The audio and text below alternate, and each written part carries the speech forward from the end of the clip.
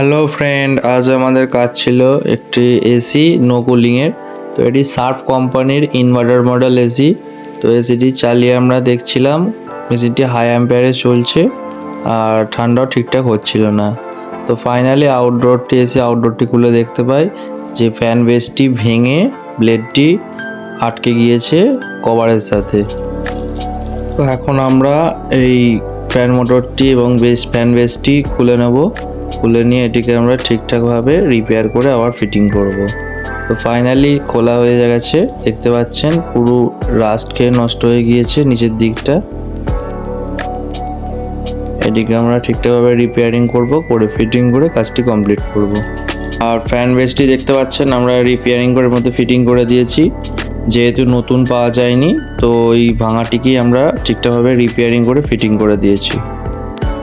এবং এই এসিটির indoor outdoor দুটি আমরা সার্ভিস করে দেব। এখন এসিটি পারফেক্টভাবে ওয়ার্ক করছে আর হাই অ্যাম্পিয়ার যাচ্ছে না। এখন আমরা চালিয়ে চেক করে নিচ্ছিলাম এসিটি, দেন আমরা এটি সার্ভিসিং করব। দেখতে পাচ্ছেন আউটডোরটি একদম পারফেক্টভাবে চলছে, ফ্যানের কোনো সমস্যা নেই, খুব স্পিডে ঘুরছে।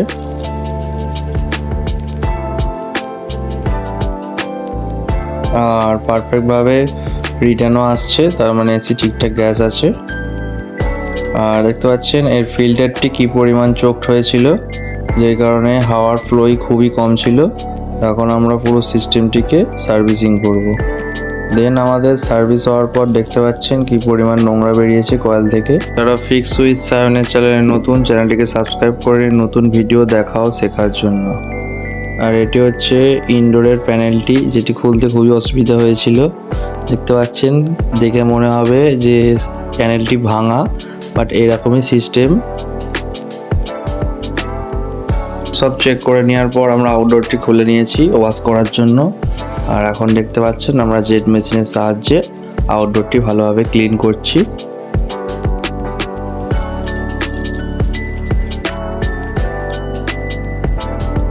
দেন আউটডোরটি ক্লিন হয়ে গিয়েছে, দেখতে পাচ্ছেন কত সুন্দরভাবে পরিষ্কার হয়ে গিয়েছে আউটডোরটি।